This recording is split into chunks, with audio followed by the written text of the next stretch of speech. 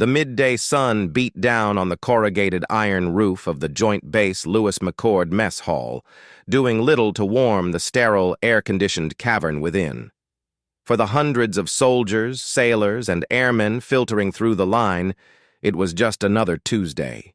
Trays clattered, conversations buzzed with the low hum of a base at peace, and the air hung heavy with the scent of steam-table vegetables and over-roasted chicken. In a far corner, a group of 5 fresh-faced soldiers huddled around a table. They were all new to the unit, their digital camouflage still holding a factory-fresh stiffness, their boots unscuffed by anything more demanding than the gravel path to the barracks. Private First Class Miller, the self-appointed leader of the pack, was regaling them with a story about his cousin who was a ranger. The others, Privates Ackerman, Vasquez, Lee, and Kowalski, listened with the wide-eyed reverence of those who had yet to prove a single thing. "He said the first few weeks of RASP make basic training look like a vacation at Disneyland," Miller declared, stabbing a piece of broccoli with unnecessary force. "They push you until your soul leaks out your ears." Vasquez, a lanky kid from Texas, nodded solemnly. "I'm just hoping to get through AIT without my drill sergeant riding my ass. You see the way he looks at me? I'd like I'm a personal insult to the uniform." "You are a personal insult to the uniform," Ackerman joked, dodging a half-hearted swipe from Vasquez. Their banter was the comfortable, insecure chatter of the very new. They were still learning the unspoken hierarchy, the subtle ways to identify who was who.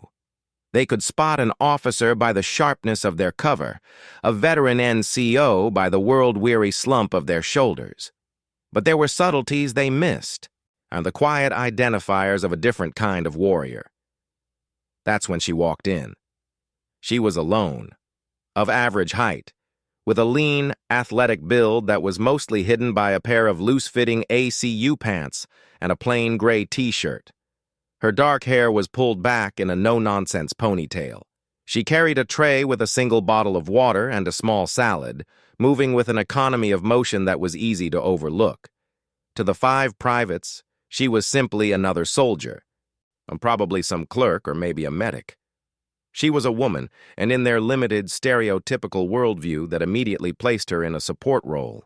They barely registered her as she walked past their table towards an empty spot near the window. "Anyway," Miller continued, lowering his voice to a conspiratorial whisper, "my cousin says the real badasses, the guys you never mess with, are the SEALs. He saw a few at a bar in Virginia Beach once, said they didn't say a word. I just sat in the corner, and the whole place felt different, tense. I'd love to just see one." Lee, the quietest of the group, finally spoke up. "Just to know what to look for. You know, avoid making an ass of myself." Kowalski, a broad-shouldered kid with a penchant for stating the obvious, squinted. Probably all huge, like freakishly huge, with beards and tattoo sleeves. They all murmured in agreement, their collective imagination painting a picture of Hollywood supermen. And they were so engrossed in their own mythology that they didn't notice the slight shift in the atmosphere. A few tables away, a group of seasoned NCOs, their arms covered in the faded ink of multiple deployments, had glanced up as the woman passed. Their eyes didn't linger, but they acknowledged her with a subtle, almost imperceptible nod. It was the look shared between apex predators who recognize each other on the savannah. The privates saw nothing. Their attention, however, was soon captured by a new arrival. Sergeant First Class Morrison, a bear of a man from their own battalion and the epitome of their idea of a hard charger, was walking towards the empty tables near the window. He was a loud, boisterous man, known for his temper and his impressive physique. He spotted the woman sitting alone and, with the swagger of a man who owned any room he walked into, changed course. "Well, well," Morrison boomed, his voice carrying across the suddenly quieter section of the mess hall. "Don't see a lot of new faces around here that aren't PFCs scared of their own shadow." He plopped his tray down uninvited across from her, a wide, ingratiating smile on his face. He leaned forward, lowering his voice, but his volume control was fundamentally broken. "Sergeant First Class Morrison, I don't think we've met. You must be new to the battalion. What's your MOS? Supply? Admin?" At the nearby table, the 5 privates watched with a mixture of envy and awe. Miller nudged Kowalski. "Look at SFC Morrison go. Smooth." The woman looked up from her salad. Her eyes were a calm, piercing blue. They held Morrison's gaze without a flicker of intimidation or interest. "I'm not in your battalion," she said. Her voice was quiet, but it cut through Morrison's bluster with the precision of a scalpel. Morrison, undeterred, mistook her calm for shyness. He puffed his chest out a little more. "Joint base. Same difference. A pretty thing like you shouldn't be eating alone. A bunch of guys in here would kill for the company." He winked. It was a greasy, uninvited gesture. At the privates' table, Vasquez snorted. "Did he just... Oh, man." The woman set her fork down. The movement was deliberate, silent. She looked at Morrison not as a person, but as a problem to be solved. "I prefer eating alone," she stated, the finality in her tone as solid as a granite wall. Most men, even those as dense as Morrison, would have taken the hint. But Morrison was used to his rank and his size being enough. He saw a slight woman and heard a challenge. The predator in him, the one that had served him well in the barracks hierarchy, responded poorly. "Come on, don't be like that," he pressed, leaning even closer, his voice dropping to what he imagined was a charming murmur. "I'm just trying to be friendly. A girl in a man's world, you gotta have friends in high places. And I can show you around, introduce you to the right people." He reached out and gave her upper arm a patronizing, condescending pat. It was the physical contact. The boundary was crossed. The transformation was instantaneous and terrifying. It wasn't a fight sequence from a movie with flying kicks and dramatic poses. It was something far more primal and efficient. The woman's left hand shot up, her fingers closing around Morrison's wrist like a vise of forged steel. Her grip was not just strong, it was a lock, her thumb pressing into a nerve cluster that made his entire hand go numb. In the same fluid motion, she was on her feet, her chair sliding back silently. Morrison, caught completely off guard, was yanked forward. His upper body slammed onto the table with a thunderous crash that sent his tray flying.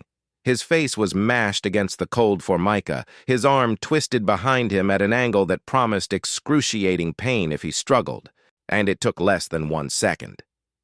The entire mess hall went dead silent. Forks stopped halfway to mouths. Conversations died mid-sentence. At the privates' table, 5 jaws were hanging open. The image of the huge, bearded SEAL was evaporating from their minds, replaced by this stark, brutal reality. This wasn't a movie. This was real. Morrison, his cheek pressed flat against the table, let out a strangled gasp of pain and shock. "What the? Let go of me! Do you know who I am? I'll have your stripes for this." The woman didn't loosen her grip. She leaned down, her voice still that same calm, quiet tone, but now it carried an undercurrent of absolute, chilling authority. "You'll do no such thing, Sergeant. You put your hands on me. You don't know me. You have no idea who you just touched." In the stunned silence, the sound of approaching footsteps was crisp and clear. A full-bird colonel, his silver eagles gleaming on his collar, had risen from a table across the room where he'd been having lunch with a group of officers. He walked over, his face a mask of controlled fury. He took one look at the scene. A senior NCO pinned and helpless, a slight woman holding him there with effortless textbook technique. He didn't ask for an explanation. He knew. "Morrison," the colonel's voice was ice. "What the hell is going on here?" Morrison, his face purple with a mixture of pain and rage, tried to answer. "Sir? This soldier attacked me. She's out of line." The colonel ignored him completely. He looked directly at the woman. His demeanor shifted instantly. The anger was still there, but it was directed. Towards her, there was a flicker of profound respect, even apology. "Ma'am," he said, his voice now formal and measured, "I apologize for the disruption. My deepest apologies." The word "ma'am" from a full colonel, directed at an enlisted soldier, hung in the air like a thunderclap. It was the wrong word. It was a word you used for a senior officer, a civilian dignitary, or someone of immense, unspoken status. The woman gave a slight, almost imperceptible nod. She released Morrison's arm, stepping back. Morrison scrambled to his feet, sputtering, his arm hanging limply at his side. "Sir, I demand—" "Shut up, Morrison," the colonel snapped, his gaze never leaving the woman. Then he did something that deflated Morrison entirely. He stood at attention and gave her a formal salute. "Ma'am, it won't happen again." The woman returned the salute with crisp, practiced precision. "Thank you, sir. No harm done." She looked at Morrison one last time. Her eyes held no anger, only a cold disappointment, as if he were a misbehaving child. Then she picked up her water bottle, walked calmly out of the mess hall, and disappeared into the bright sunlight, leaving a wake of stunned silence and shattered assumptions. The colonel waited until she was gone, and then turned to Morrison. His voice was quiet, but every word was a hammer blow. "Morrison, you just physically assaulted a United States Navy SEAL, a woman who has done more for this country in the last 5 years than you will in your entire career. She's been to places you've never heard of and done things you can't imagine. She has a chest full of medals that would make you weep. And you arrogant, ignorant son of a bitch, I tried to hit on her and then put your hands on her in a crowded mess hall." The blood drained from Morrison's face. The word SEAL hit him like a physical blow. He looked at the doorway she'd just walked through, then back at the colonel, his mouth opening and closing soundlessly. "You are a disgrace to that uniform," the colonel continued. "You will report to my office at 1500 hours. We are going to discuss your future in the United States Army, which I can promise you, is looking remarkably short. Now get out of my sight."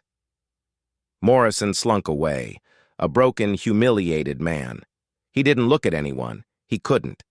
At the table in the corner, the 5 privates sat in absolute reverent silence. The world had just been turned on its axis. The myths, the stereotypes, the easy categories they had used to sort the world, all of it was useless now. Miller finally found his voice. It was a dry croak. That was a SEAL. Vasquez stared at the empty doorway. She wasn't even that big." "Doesn't matter," Lee whispered, his eyes wide. He was thinking about her eyes, that calm, terrifying focus. "She was the scariest person I've ever seen." Kowalski, the one who had spoken of beards and sleeves, just shook his head slowly. He had learned the most important lesson of his young military career. The real danger doesn't advertise. It doesn't swagger or posture. It sits in the corner, eats a salad alone, and moves with the quiet. A coiled lethality of a force of nature, and you never, ever touch it without an invitation. They looked at their half-eaten lunches, the heroic tales of Miller's cousin now sounding like the hollow boasts of children. They had just seen the real thing, and it had nothing to do with size or beards or Hollywood bravado. It had to do with a quiet, unshakable competence that commanded respect from full-bird colonels and could neutralize a threat in the blink of an eye. It was a lesson none of them would ever forget.